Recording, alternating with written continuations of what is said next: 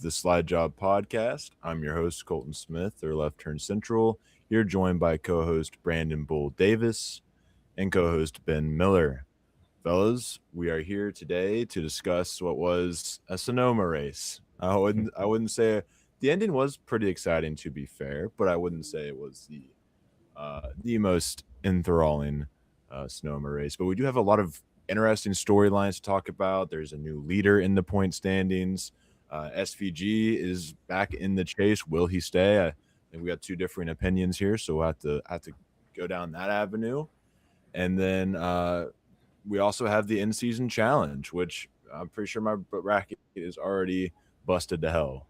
So we'll go ahead and review that as well in today's episode. Let's go ahead and start by talking about how the race went. Me and Bull admittedly didn't catch too much of the race, but I was sitting there like half asleep. I wasn't like asleep. I could hear everything that was going on, and it didn't sound like a lot was. Stage one went to Ty Gibbs. There was two different strategies. There was the race winning strategy and there was the stage winning strategy. Ty Gibbs elected to go with the stage winning strategy, and so he was able to get stage one and stage two, along with his teammate Christopher Bell finishing second in there. McDowell and Hocevar and Ryan Priest rounding out the top five. And then in stage two, you had Allmendinger, Cindric, and Chastain finish up there, just collecting those stage points.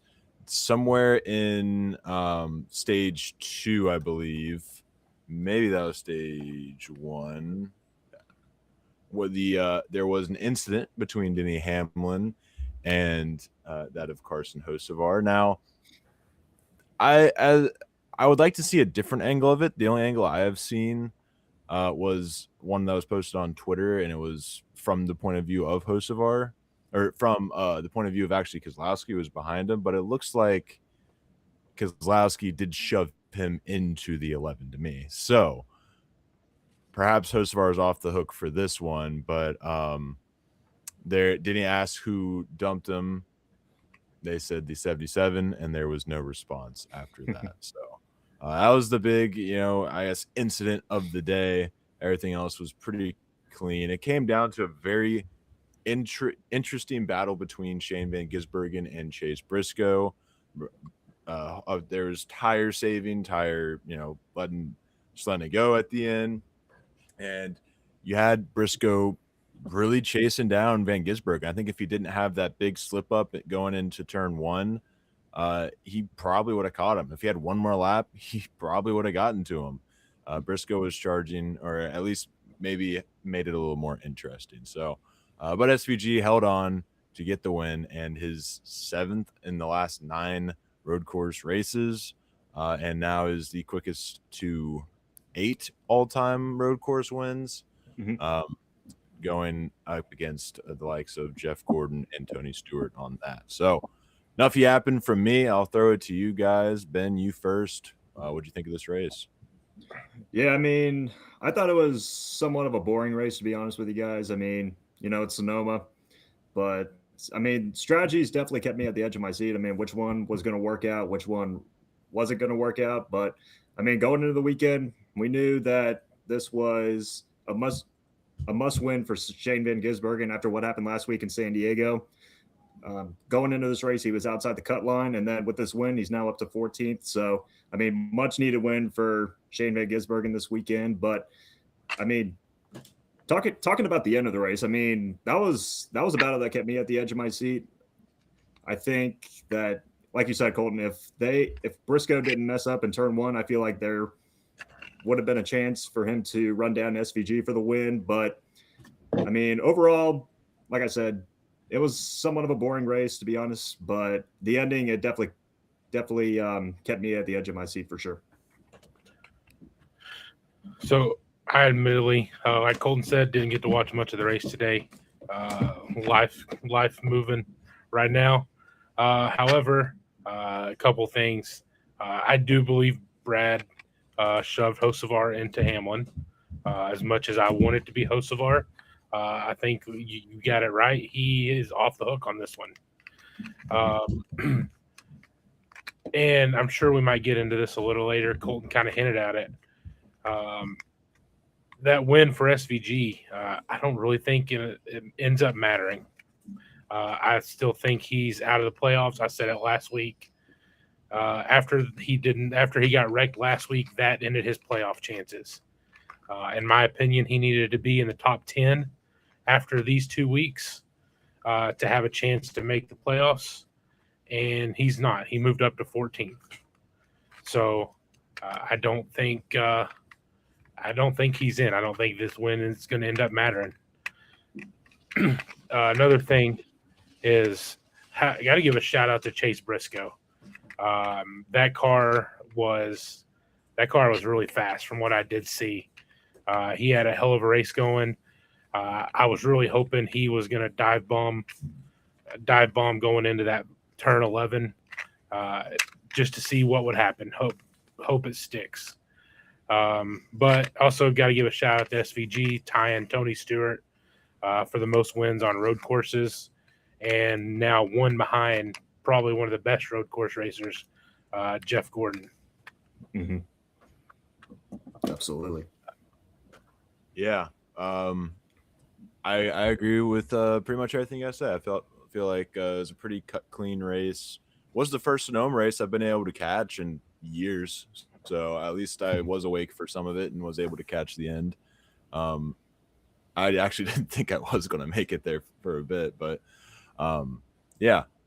Just changing the thumbnail here, and then let's go ahead and get into the results of this race. We had, of course, Shane Vigasbergen first with Briscoe right behind him. Ty Gibbs worked all the way up to third. A result of him taking that strategy. He had to work his way back through the field, but he was probably the fastest car in the field, that 54. And Toyota and Joe Gibbs both brought bad fast cars. Christopher Bell was also very fast and worked his way through the field up to fifth, which is a great sign from him. We had talked about it on Thursday with his injury, maybe a road course not being what the doctor ordered, but he did just fine and is starting to build up some points back. I skipped over Larson in fourth, though. Got to mention him. He was up front all day long, the hometown guy. Well, not hometown, but you get my gist. Ryan Blaney and Connor Zilich. Zilich finally is able to get a finish here, and not just a great day, but a great finish. And then you got Ryan Preece in eighth, Michael McDowell ninth, Alex Bowman rounding out your top 10 there. Shout out his crew chief for not, sabotaging him. Carson Hocevar 11th. William Byron had a really quiet 12th place day. Austin Cindric, same thing in 13th. Ross Chastain 14th. Brad Kozlowski in 15th. Chase Elliott 17th. The Dinger fell down to 16th. But going through here, Buescher actually wasn't in the top 10 for once. He ended up 19th. Cole Custer got you in 20th place there. And how about that? I didn't even see that. And the rest of it, Bubba Wallace just didn't quite have the speed. Went to a backup car. Seemed like that. Yeah, he looked really good in practice before. Yeah, he definitely did. Before he wrecked. I think he was in qualifying when he wrecked. But I think it was practice. Before that, he looked fast. Mm-hmm. Gotcha. And really outside of that, Hamlin was able to work his way out of the Sonoma. Well, he still is in the Sonoma slump, but he was going to not make it to get eliminated by Ty Dillon for the second year in a row. Mm-hmm. And then he had other plans and got up to 26th at least, but he for real got screwed by that wreck. The only reason is Ty Dillon lost power steering. And that, that's a good point. Yep. Man, he had a good run going. Yep. And then that's really all the other notable finishers. I'd say it's notable that Suarez finished 31st. This is a guy who's in the top 10 of the points, just didn't have the speed today. His teammates had that. So hopefully that's not a sign of what's to come. Chenry says SVG washed, barely won. Yeah, he's in the twilight of his career at this point. If he's only winning by like a second, it wasn't a second. It was definitely less than that. But if he's not winning by 10 seconds, he's washed. He's just washed. But that's what the results look like. Anything? Any drivers you want to shout out? Anything that stood out to you all? One driver we didn't mention was our points leader, Tyler Reddick. Ended up finishing 4 laps down. I think his was a power steering issue from what I Yeah. had to go behind the wall, fix that. Ended up losing 4 laps, so ended up with a last place finish. And if I looked at it correctly, he lost the points lead because of You that as are well. looking correctly. Yep. But Yeah, we can go ahead and talk about these standings. As you mentioned, Tyler Reddick is no longer your points leader. It is now Denny Hamlin.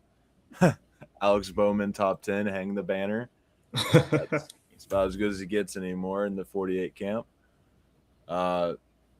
Yeah, so Denny Hamlin now has a 1-point lead. I thought the broadcast said a 2-point lead, but maybe there was a miscommunication or something. But it looks like he has a 1-point lead on Tyler Reddick. I'm assuming this is updated. No, it's not updated. That's why. How about that? So I actually do not have the updated point standings. I don't think Hamlin's going to be too far ahead. See if I can find that really quick. We're too fast for old NASCAR. I think this actually is updated on the NASCAR website. It should be. It says after Naval Base Coronado. It June usually says 21st. that, and it won't reset until tomorrow. But I think the points are actually correct. Okay, all right, I trust you. And then Ryan Blaney's hanging out in his like little echo chamber in third place. Ty Gibbs is, he's not gaining on him, but he is, somewhat close to him, getting his own little spot there in fourth. He passes Kyle Larson today because of his stage wins. And that's the thing. That's huge that Ty Gibbs did that because he gets all of those extra points and he's able to. Right now, he's fourth in the point standings. Will he be able to hold that above Kyle Larson? That's really his only competition. So it just builds an extension where he's further away from Chase Elliott and Chris Buescher. And we talked about how important it's going to be as high in the chase as you can. It's a difference of a lot of points, fourth to fifth or fourth to sixth. So, yeah, a smart move from the 54 team today, and they're kind of solidifying themselves here in this top 5 in the points. But we got Larson in 5th, Chase Elliott 6th, Chris Buescher 7th, Carson Hocevar 8th, Daniel Suarez down to 9th, Christopher Bell in 10th, Chase Briscoe 11th. Wait. I don't think Chase Briscoe would go. It says Christopher Bell passed Chase Briscoe. Bell, I guess because he got all the stage points. Bill got a lot more stage points. Yeah. Okay. That checks out. And then Byron is in 12th. Bubba Wallace falls down to 13th. Shane Van Gisbergen jumps up to 14th. That'll start a conversation here in a minute. Ryan Preece, 15th. And Austin Cindric has just been living rent-free on the cut line all year long, but for some reason never seems to fall below it. So shout out Austin Cindric. Eric Jones actually plummets down to 17th. This is a pretty close little group here, though, so he could easily work his way back. Brad Keselowski with a decent road course day for him. He's good at the 2 road courses that he's been racing at for his whole career. He's up in 18th now. AJ Allmendinger is just 1 point behind him in 19th. Now, to be fair, he's had 2 road courses to kind of help boost that, but still, what's going on in the 16 camp? We know he's going to be around for the foreseeable future. I'm happy to see it. And with the rumor of Dodge jumping to the Cup Series next year, I'm curious what that'll entail for the 16 team. But yeah, and then you got Joey Logano down in 20th, rounding out your top 20. I'll go ahead. I've been yapping for a while. So what stands out to you looking at these standings? Yeah, I mean, just looking at the top of the board between Tyler Reddick and Denny Hamlin, I mean, just crazy that we see Hamlin. Well, I wouldn't necessarily say it's crazy. I mean, it's no surprise to see Hamlin leading the points, especially with the run that he's been on. But I mean, he's been turning up on these road courses, guys. I mean, he's getting solid results. I mean, he had a fast car today before getting taken out by Carson Hocevar. But I mean, it's just gonna be fun to see what those guys are going to be doing in these next handful of weeks to battle for the regular season title. So I'm definitely at the edge of my seat because, like I said, this is going to be an intense battle. I mean, they're going to a lot of great racetracks that fit their driving styles. And this is going to be the beginning of something special that we're going to see. But I'm slightly concerned for Reddick. I mean, I think in 3 of the last 4 races, he has finishes of 25th or worse. So we're not seeing the 45 that we saw at the beginning of the year, winning 5 races. I mean, ever since that win at Kansas, he's just been ice cold, I think. So, but I mean, it's not over yet for Reddick to clinch the regular season title. I mean, eventually, I have faith that they're going to turn it around. So, it's not going to be over. Not going to be over for Reddick at this point. Yeah, I'm not worried about Reddick. We've seen this last year with a couple guys, particularly Byron, I think it was, Bell, go through like a summer slump, go through about a month or two where they're just figuring some stuff out, trying different things. They could be trying different setups, trying different things on the car. And, with that being Toyota 2311, having the support of Joe Gibbs, Reddick's not one that I worry about. I do think it's going to come down to them too.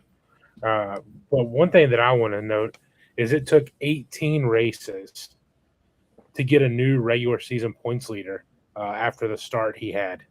If that tells you how good of a start that he had, 18 races to finally get past. And realistically, he gave a lot of help to that by DNFs. He had a really big cushion that just evaporated with these DNFs that Ben was talking about. And I will agree. I think, Ben, you were right on the nose at the beginning. I think it is surprising to see Denny Hamlin be this leader because Reddick had, a much better start to the season. Well, Hamlin didn't have a bad start to the season, but he just had an incredible start to the season, Tyler Reddick did, and he had a really big cushion. He was continuing. I mean, he still has more top 10s, top 5s than Denny Hamlin. He just has more, not DNFs, but more very low finishes. So bringing down the average finish, and Hamlin's just been able to consistently, not that he did today, but consistently roll around. And he has more stage points, but just by a little bit though. So yeah, it's going to be a fun summer of watching these two. I hope Reddick can kind of get back in the game here. Also, Chenry agreed with your point there, said with a decent start to the year, wonder if the 45 has been experimenting. I'd say that's pretty good chance. It's kind of what we see happening, but hopefully their experiments start working and we can see the 45 and 11 going back and forth for this regular season championship and 25 extra points in the chase. That's what they're really fighting for. So a lot on the line right there. It could be the difference of a championship. So let's go ahead and rip off the Band-Aid now. Shane Van Gisbergen. Bull does not believe that he will make the playoffs. Ben believes he has improved from his terrible oval performances last season, thus finishing 20th instead of 28th is an improvement enough to stay in the playoffs. Gentlemen, I'll let you have the floor. All right. So, I mean, we talked about it. I mean, SVG, I mean, there's no surprise that he won today at Sonoma. I mean, much needed win, like I mentioned earlier, after what happened last week in San Diego. I mean, just from being outside the cut line going into Sonoma. I mean, he's now 14th with that win. I mean, I feel like in the next handful of races that we're going to, I mean, we're going to a lot of ovals. We got a super speedway in Atlanta. We got a 1.5 miles in Chicago. So, I mean, he's shown potential on these tracks, guys. I mean, he ran well earlier at Charlotte, and he's put himself in the top 10 at Talladega. Hell, he led laps in the Daytona 500. So, I mean, SVG, he's a quick learner on these types of racetracks, and I feel like he's going to continue that momentum from what we've been seeing earlier in the year. So I got faith in SVG. I feel like that he's going to maintain a good average finish at these next handful of races, and it's definitely going to be fun to watch. But now that we're done with road courses for the year, I mean, that team is going to be motivated. I mean, SVG, he's not afraid to take on these ovals. And like I said, I got a lot of belief in him, and I think he's going to be fine. So Ben just kind of mentioned it. We go to Chicagoland, Echo Park Speedway, North Wilkesboro, and Indy. The next 4 races. Yep. If you look at the standings, SVG is currently in 14th with Bubba Wallace, William Byron ahead of him, Ryan Preece, Austin Cindric, Eric Jones, and Brad Keselowski behind him. With those 4 tracks that I mentioned, would you take SVG over any of those drivers at Michigan, Chicago, Indy, North Wilkesboro, or Atlanta? I'm taking all 6 of those drivers over SVG at all 6 of those tracks. For him to have a chance to advance in to make the playoffs, he needed to win both these races, San Diego and Sonoma, and capitalize on his points. He finished 7th in both stages today. Yes, he did get the win, so he got those points, but he left stage points on the table today. And Sonoma, he got wrecked out. He needed to be in the top 10, in my opinion, to be able to have enough of a cushion to make the playoffs or to make the chase after these 2 road courses. These are the last 2 road courses for the season. We're done with road courses. That was his chance with back-to-back to build a gap to the cut line, and he didn't capitalize on it. It's not of his own doing either. No. Yeah. Yeah, it's going to be, and in fairness to him, Trackhouse as an organization has been terrible at the ovals. It's Ross Chastain is behind him in points. I think Ross Chastain honestly would still be behind him in points if he didn't have the 2 wins. Like if Shane just finished like top 10 or whatever instead of a win. Like it's just ugly there at Trackhouse. So that is also fighting against Shane Van Gisbergen. I would be interested to see if he were to compete for a team like Spire on the Rise or somewhere else, what his performance would look like at the ovals. But yeah, I would take Ryan Preece. I think Ryan Preece will probably get past him. He seems to be back on the right track. Additionally, Cindric obviously is in better equipment. Well, this year it's kind of even, but and then Eric Jones has been on a really good streak, so we'll see. But you mentioned you look at the schedule, and I have Echo Park Speedway circled for him. That is like his last chance of just lucking into as super speedways work, and Daytona. That's 2 chances right there. If you can somehow find a way to maximize, and let's maximize stage points. You know you're not going to win at any of these ovals, other than maybe anybody can win at a super speedway. Let's try some crazy strategies to get stage points. That is how you can stop the bleeding. If you can find a way to get 15 stage points and you finish like 20th, so you get what, like, let's just say 15, or you finish whatever gets you 15 points instead of losing you get 15 extra points there that help keep that cushion where it's at, or at least stop the bleeding. I think that's the important part. He's going to have to find ways to get stage points and not necessarily focus on the result as much. But obviously the result would help a ton if he can get that as well. So again, I think there is still absolutely a chance Van Gisbergen holds this off. Sometimes pressure makes diamonds. Chenry says Chicagoland is a mile and a half. SVG legit had a top 5 car at Charlotte. Rain ruined his result. Anything can happen at Atlanta, Daytona, New Hampshire. He had a top 5 run last year until an issue. Yeah, Chenry, that's a good point. Yeah, Chenry brings up a great point. Yeah. I mean, yeah, that is a good point. I mean, Charlotte, he had such a fast car that race, and but yeah, like you said in the comment, rain ruined his result. But yeah, he's improving, guys. He's definitely improving. And you can't forget that anytime Bull talks shit about SVG, he proves him wrong. How many wins was he supposed to get last year? We're not going to talk about that. All right. Well, what we are going to go ahead and talk about is my bracket, which is so beyond cooked right now. And we'll talk about your guys' bracket as well. Maybe yours is in better shape. But the left side of the bracket, we all matched, and the top does not. look very good. So the big upset, I predicted the upset being Ty Dillon over Denny Hamlin. However, the upset was on the other end of the board. It was Alex Bowman, 32 seed over the 1 seed Tyler Reddick. Which did you pick that bull? Nope. But I got Oh. called dumb for picking him in Right. Fast 5. So I was Good. Glad I could get somebody other than Chenry rooting for Bowman. So Bowman knocks out Reddick. Cindric advances, knocking out Brad Keselowski. I didn't even realize the significance behind that matchup. Then you got Daniel Suarez getting kicked out by Todd Gilliland. Carson Hocevar then Daniel Suarez is somebody I had in my final 4. Carson Hocevar in the 77 gets knocked out by Zane's. Wait, did I do it backwards? Yeah. Carson Hocevar knocks out Zane Smith. Zane Smith didn't have the performance.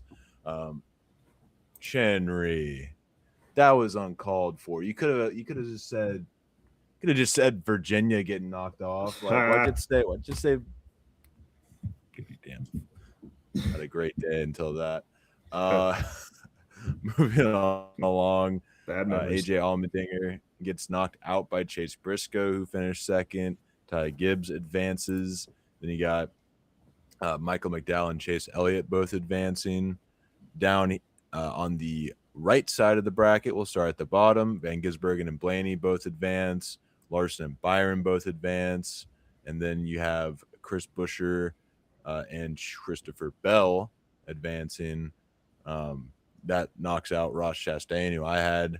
And then Hamlin survives and advances to face off against that of Eric Jones, who knocks out Joey Logano, who I had making my final 4 because he likes to advance. He likes playoff formats.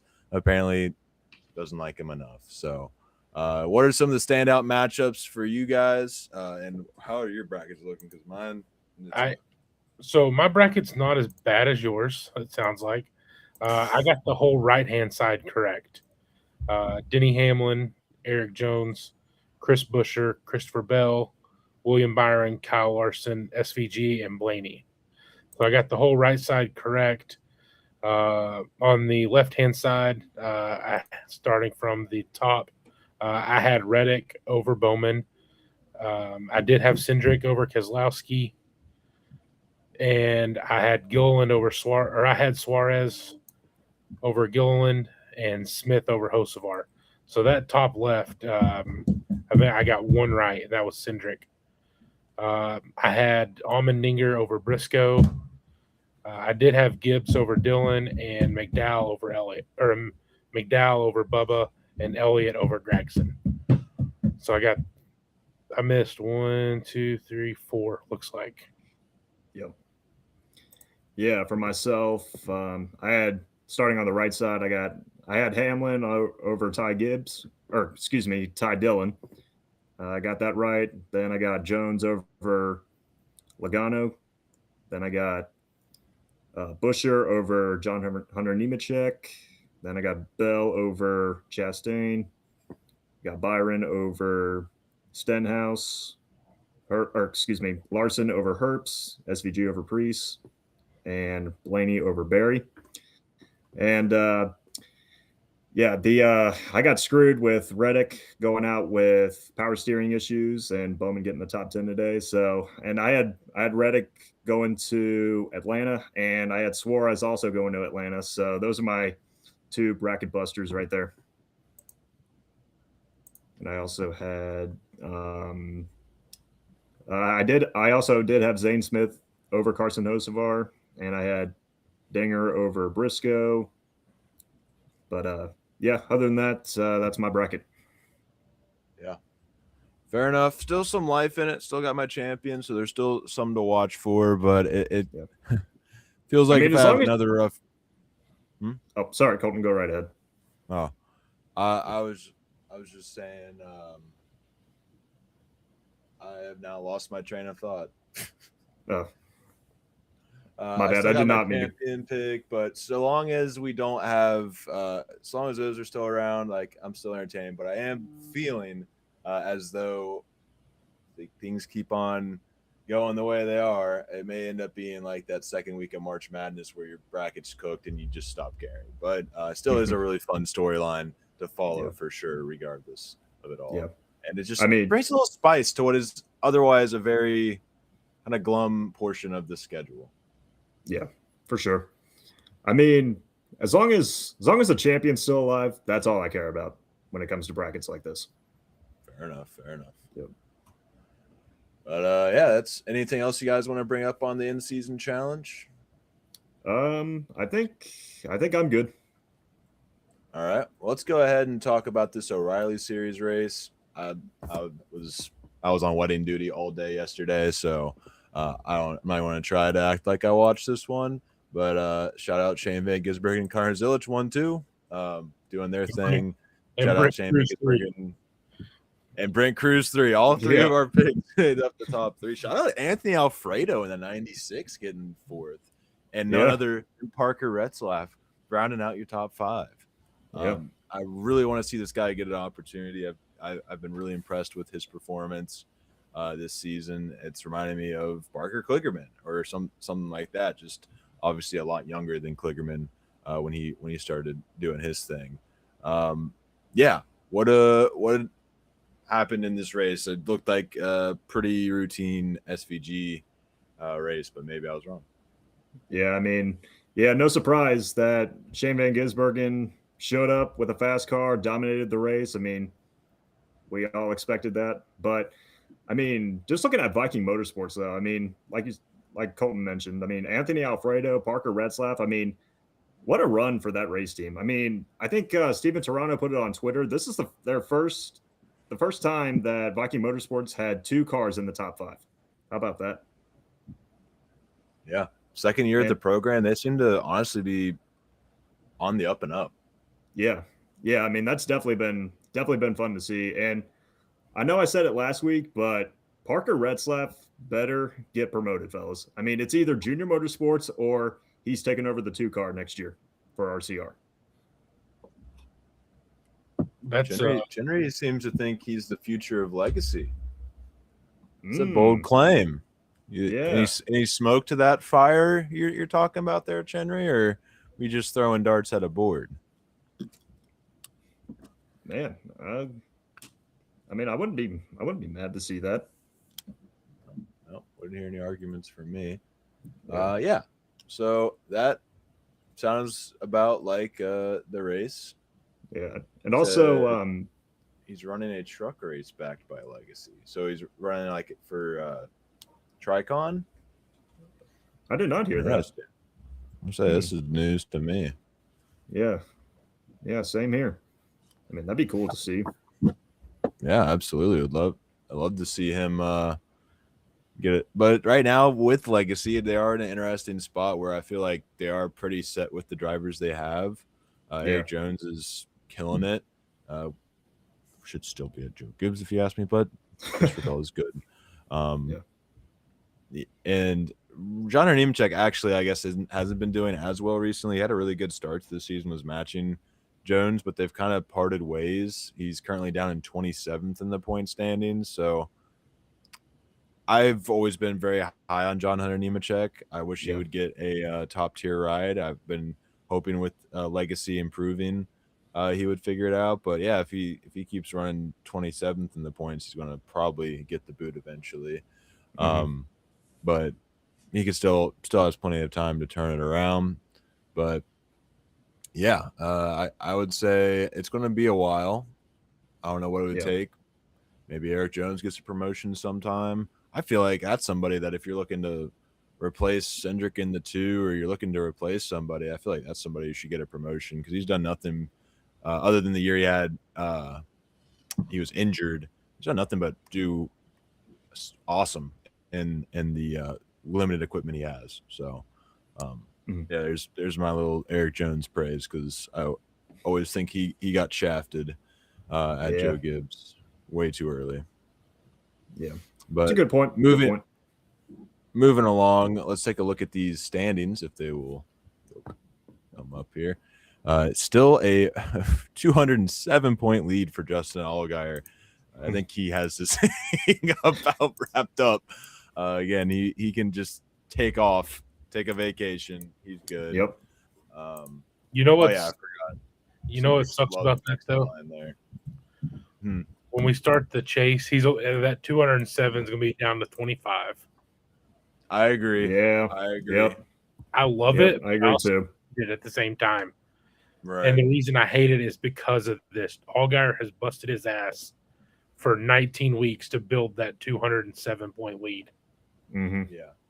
That's why I felt that while I do like the 25-point gap and that and the chase, I do like this chase format. I think the one thing they could have just kept in there was playoff points, because then he has a 50-point gap, if my math serves me right, and not even counting stage wins and stuff like that. But if you wanted to not be too insane, you could just make playoff points come from wins, and you don't even have to make it 5. It could be 3. But regardless, it gives even more emphasis on winning without completely making it just winning you're in.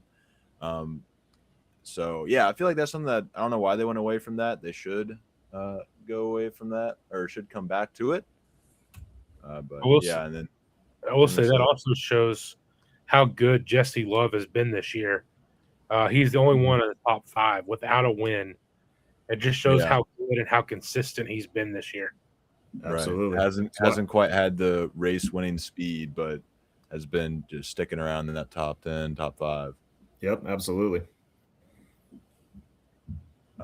Chinnery says if Corday was as good as they say, he would be dominating the weak O'Reilly field right now. He's still a future Cup talent.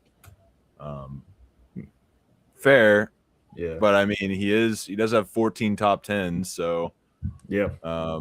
like I feel like he's third in the points. He's doing his thing. I know.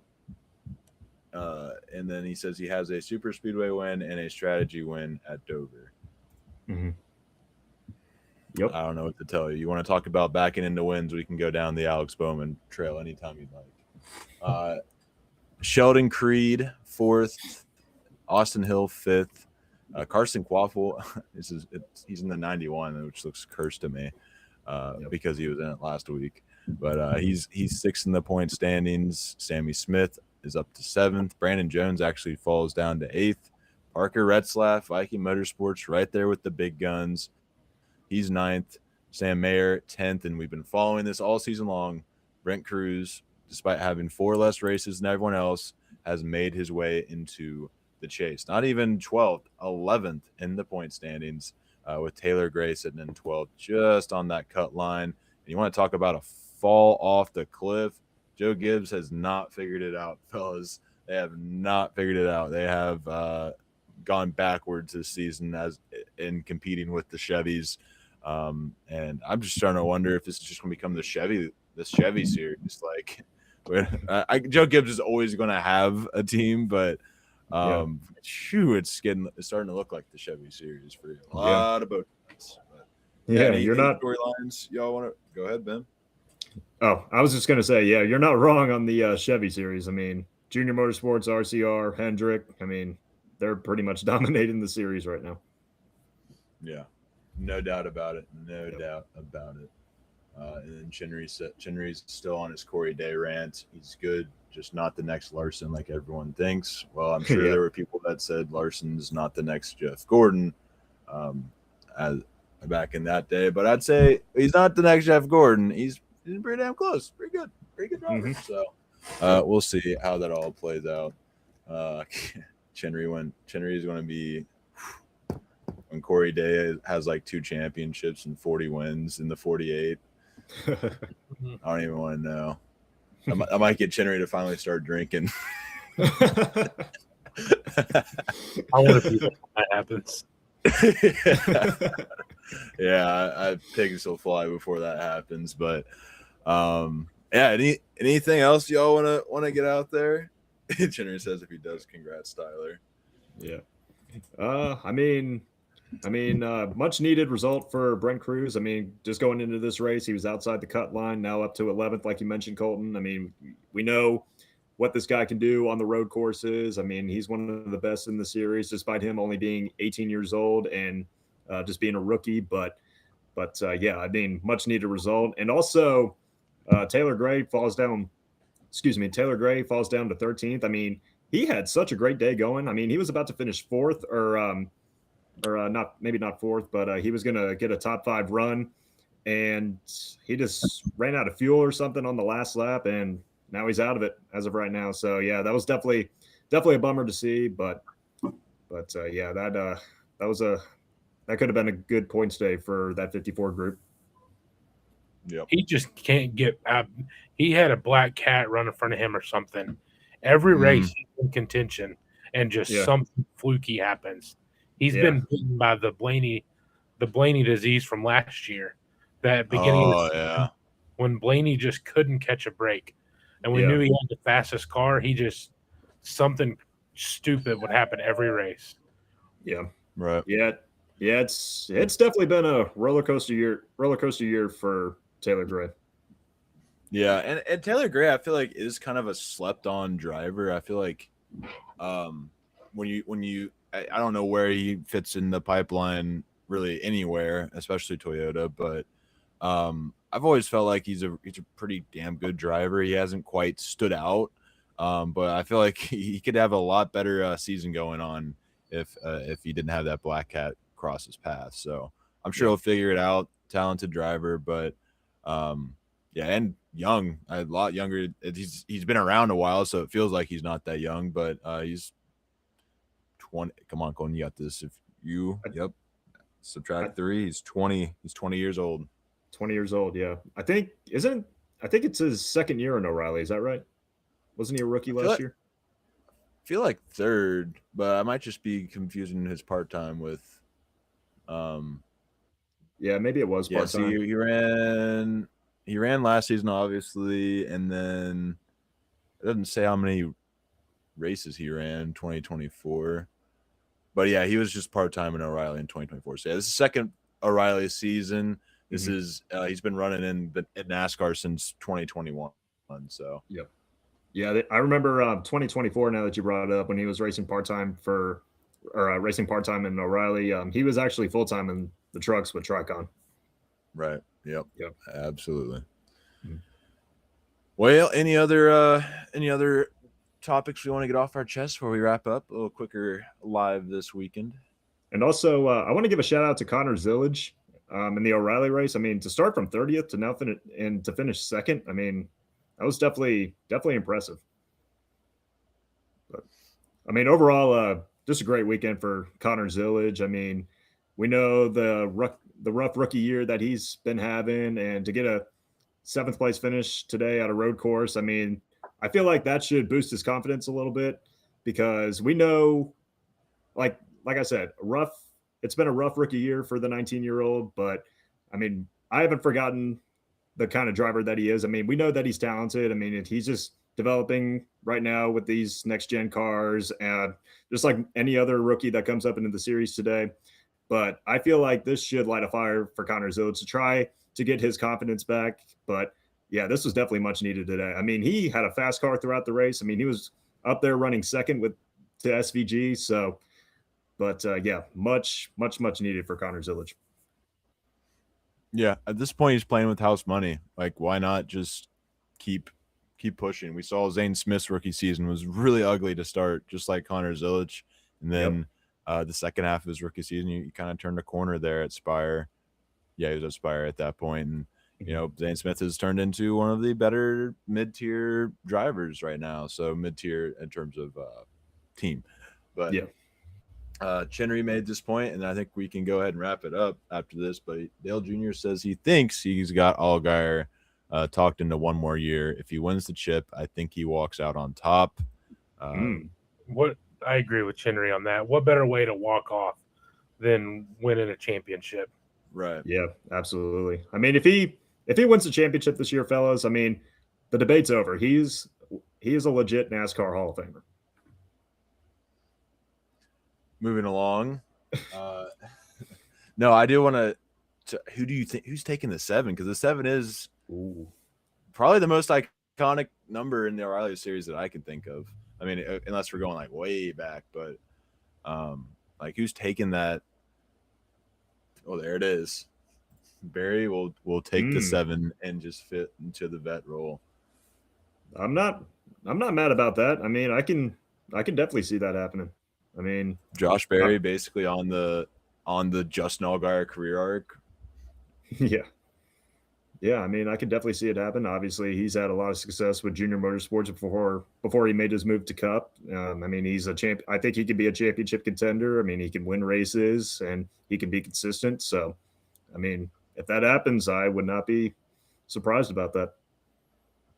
Yeah, well, I absolutely like that idea of Barry taking the 7 if it all lines up. I also like Parker Retzlaff, of course. I think that'd be a swing, but yep, I like that too. Yeah, well, we'll just have to wait and see because you are losing a fully funded season pretty much from Brandt once Justin Allgaier does leave. Maybe they stick around after that, but Carson Kvapil also needs a full-time ride. Doesn't. Yeah, that's right. That's right, but he could get the full time. Like it's just a matter of they wanted Zilich on some of the races for it. Like he didn't have the full funding. You also got Raja running split with Junior. I mean, there's a couple different people I could see taking. Is he running for Junior or Hendrick? Junior. But it's Hendrick, but it's a Junior prepared car. Yeah. Gotcha. Yeah. Okay. Yeah, there's a lot of people that could fit that role. I don't know if Raja's necessarily performed to the standard, but also he's running Jordan Anderson Racing. Awesome. But I don't know if I've seen it yet with Carruth to give him. Yeah, neither have I.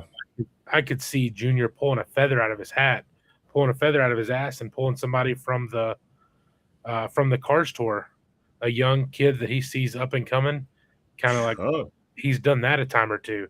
He done that with Josh Berry. We mentioned him, but that's how he got started.